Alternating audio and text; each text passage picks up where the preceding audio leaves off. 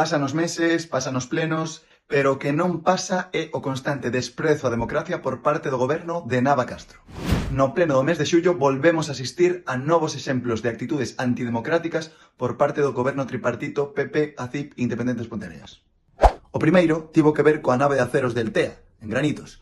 O goberno trouxo de urxencia a aprobación dun estudo en detalle con respecto a este asunto, pero en Ponteareas en Común tivemos acceso á documentación ás 6 da tarde do día anterior, é dicir, sen tempo para poder analizar un tema tan complexo.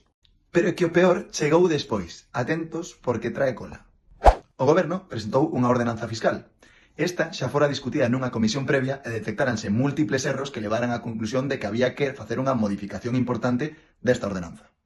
E que fixo o goberno? Redactada de novo, introducindo todas as modificacións necesarias, pero enviarlle á oposición só 2 horas antes do inicio do pleno, é dicir, sen tempo físico para poder estudar a toda.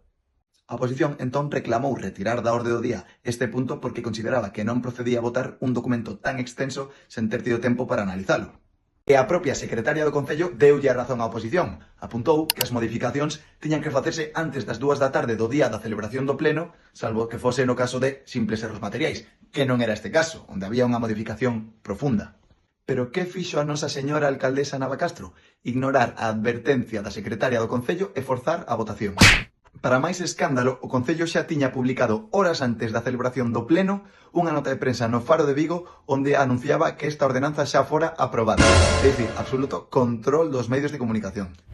Isto non se chama gobernar, chámase impoñer. Ata onde credes que está disposta a chegar a dereita de Ponteareas coas súas actitudes antidemocráticas?